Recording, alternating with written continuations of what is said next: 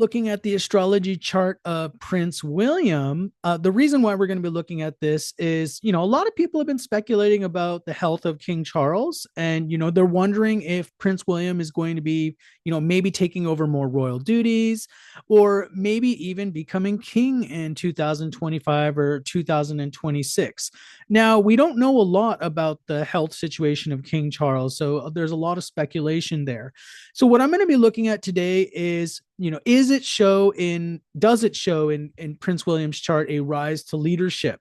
I'm also excited to, announce that I'm going to be showing a new system of astrology called Jaimini astrology, which has something called Charadasa that we're going to be looking at besides the Vimshatari Dasa also, to try to get a clue as to what's going on with the astrology of Prince William here. So for those of you that are new to my channel, make sure you like and subscribe. By the way, I practice Vedic sidereal astrology, but I do use my own interpretation and my intuition in some of my readings, so I'm not extremely orthodox. If you're interested in a personal private reading, check down below for details. I do private Zoom readings, and you can sign up for those on Calendly. And then also I do recorded audio readings. Just email me if you're interested in an audio reading, and I can arrange that for you. I also want to remind you all that these astrology readings are for entertainment purposes only. So all these statements that I've made about either King Charles or Prince William, well, these are just my interpretations of the astrological energies and the karmic energies and spiritual energies. So let's go ahead and talk about Prince William's astrology chart. First, we're going to be looking at something called the Vimshatari Adasha, which is based on Parashara astrology. Then we'll be looking at the Jaimini astrology within the same software program that I use. But let's take a look at Vimshatari Adasha first, just to get an idea. Here's Prince William's chart right here, and let me get my stylus. Now the Vimshatari Dasa is over here, and then we're also going to be looking at the Chara Dasa, which I have set up over here in my software program that I use. That's called Kala. Now at the moment, Prince William is in a period called Saturn Rahu. So that's with the Vimshatari Dasa, Saturn Rahu. Now, there's a few things I want to point out about this. He's going to be in the Saturn period for a very long time, till about 2029. So that's the longer period that we're talking about. And then Rahu's more of the focus period. So Rahu's going to be, he's in it presently, and he's going to be there till August of 2026. I'm going to show you on the next slide the exact dates, but these are the two important karmas to look at as far as 2025. He's going to be in Saturn and Rahu.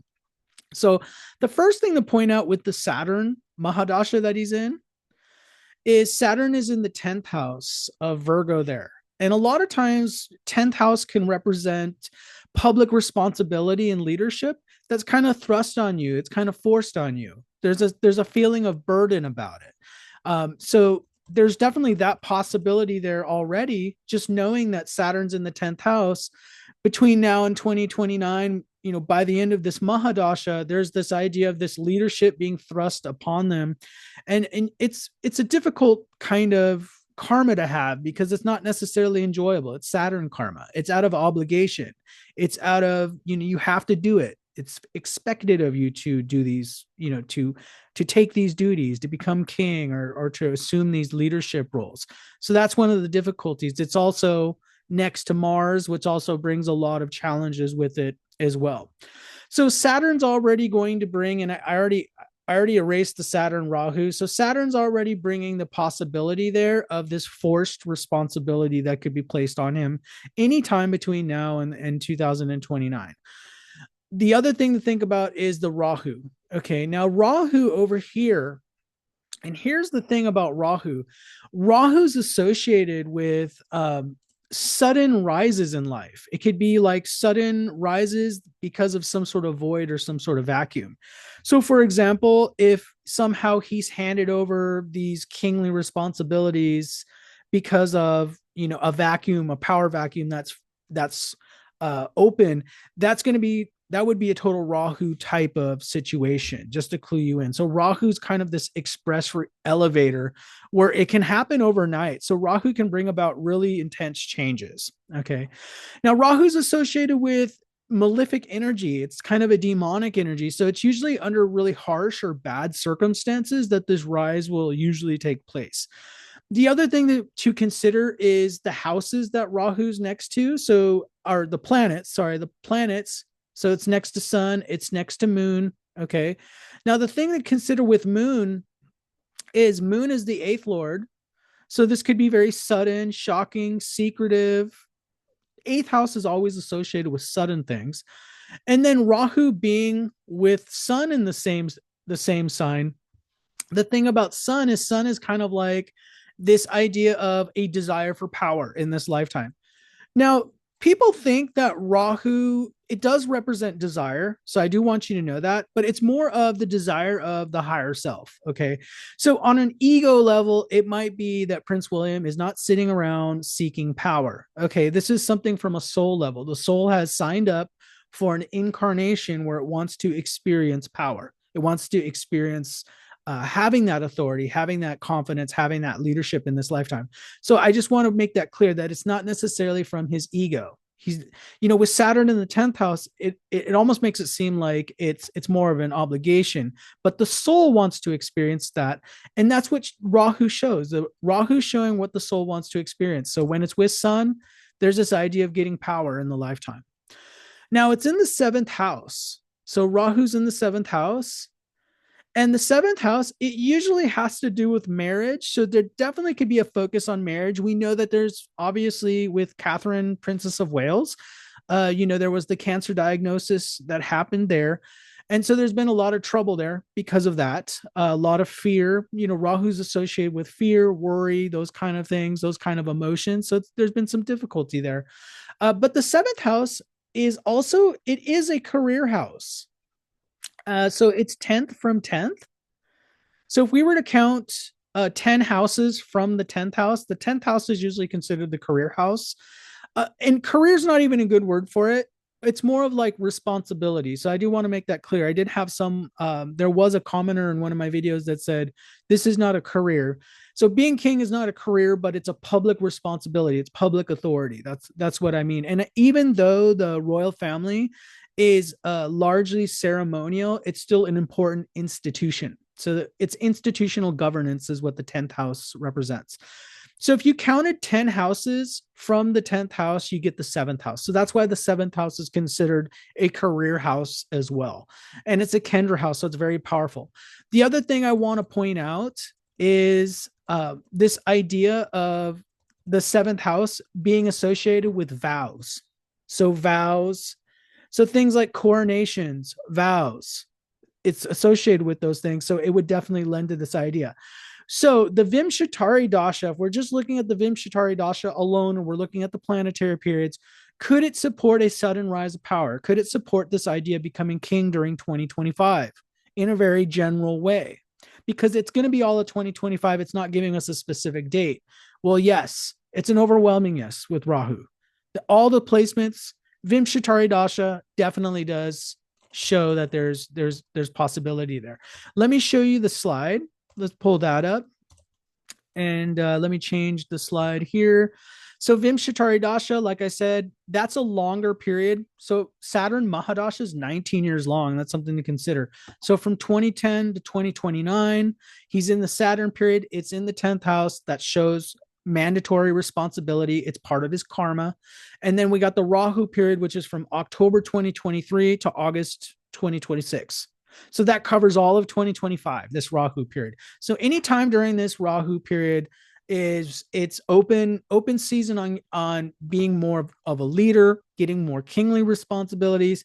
Even, becoming king is up there, especially with Rahu being involved. Now, usually Saturn Rahu, from what I understand, is a really difficult period to be in emotionally. So this could be a very difficult emotional period for Prince William. Now let's talk about Charadasa. Okay, I want to bring that up on there. So Charadasa is different from Vimshatari Dasha. So Vimshatari Dasha, when we look at planetary periods, it's based on the planet. So for example, like I said, Prince William's in Saturn, Rahu. So we look at the planet, we look at what is the energy of the planet, what house is it in? Is there any house rulerships? Is it next to any planets? It's all based on planets.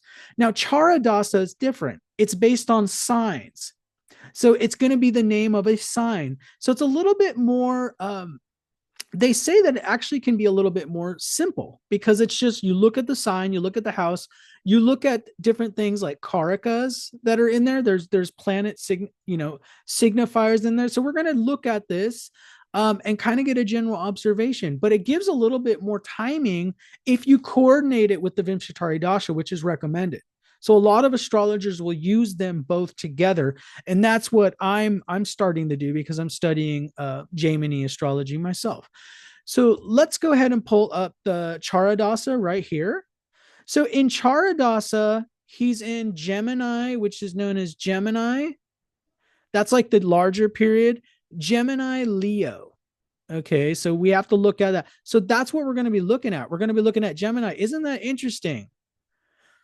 Gemini is the same as that Rahu period. So it's activating the seventh house of Gemini here. And then Leo. Okay, so Leo's there.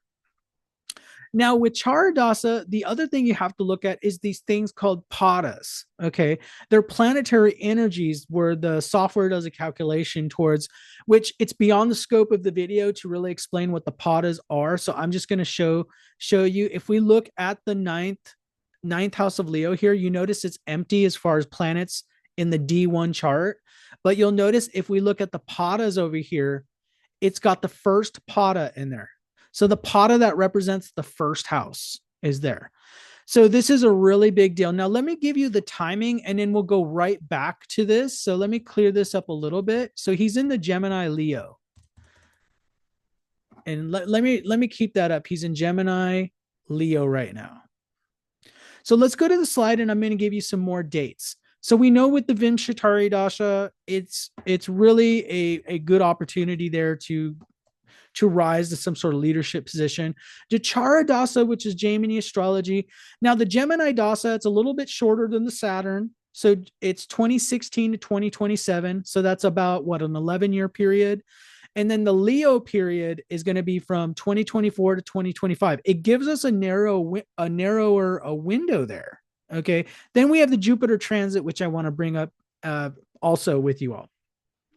So look at that. So Gemini Leo. So the thing I want to bring up is, especially when we're looking at between now, as of the making of this video, which is January 2025, from now until August 21st of 2025, he's going to be in this Leo period, which gives us a little bit narrower of a window than just looking at the Rahu Antardasha from the Vimshatari Dasha. So I feel like there's a lot of changes that are happening. Okay. I mean, with the Saturn change that's happening in March, then we have Rahu Ketu changing signs in May. All this is pointing to some sort of leadership. So let me show you in the chart how this is pointing to leadership. So the first thing is the Gemini Dasa that he's in. Everything that I told you about Rahu is it's activating all those planets. So first of all, Gemini represents the seventh house, just like we talked about, 10th from 10th. It's associated with public duties. It's got sun, it's got moon, it's Rahu. Okay. So you also look at, does it have padas in there? And then also you still do look at if there's planets within that sign. Okay. So there are planets of leadership in that sign and it's 10th from 10th. So he's in this period where there's a rise. There could definitely be this rise of leadership. Then secondarily, he's in that Leo Dasa. Okay. Leo Dasa, ninth house. Now the ninth house is not usually associated with power, but it is associated with grace. And it is associated with a certain amount of fortune.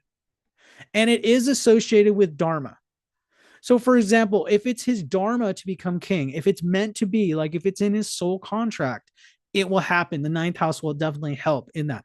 He already has the Gemini period, which is going to help propel anyways, but the Leo is kind of like amplifying that. Now, the thing that's really adding this idea of grace and fortune, it kind of reminds me of the Wheel of Fortune card in the tarot deck, is this idea of the first pada being there. So If we look, we got the first pada there, which is in the ninth house.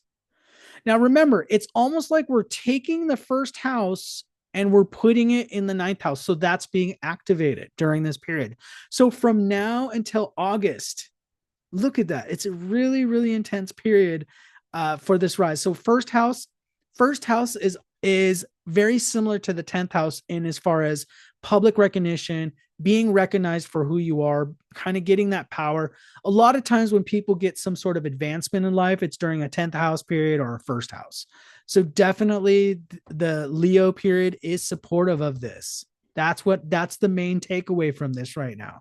Now, the other thing is the Jupiter transit. So Jupiter is currently in the sixth house.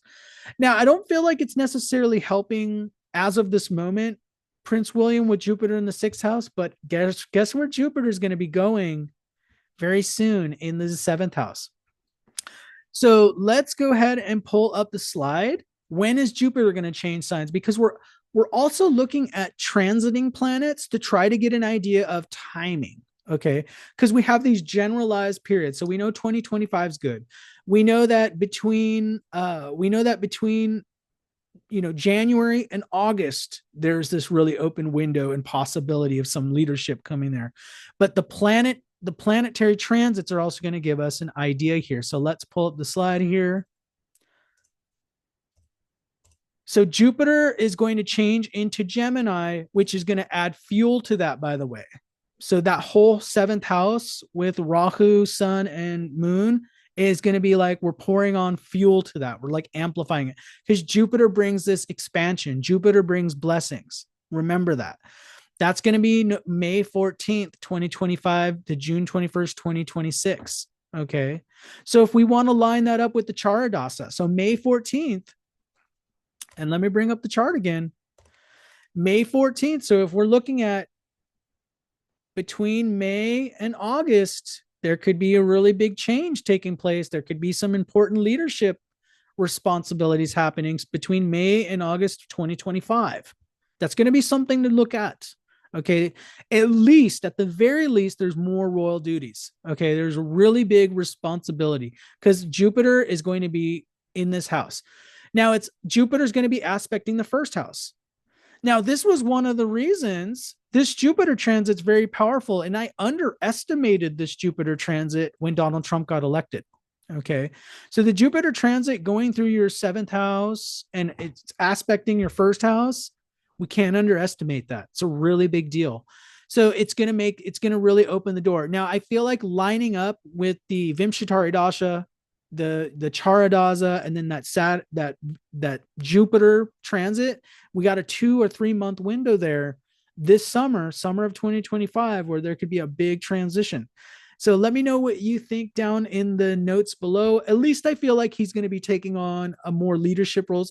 Maybe one of you can comment, let me know, is there a role where he could be appointed to have like the kingly duties but not be king? Let me know down below. I'm not actually well versed on some of that stuff. So let me know. Please comment. Let me know if there's any more videos you want to see. Now that I have the Charadasa, I'm excited to be doing some more charts, analyzing with the Jaimini astrology as well. So thank you, and I will see you all in the next video.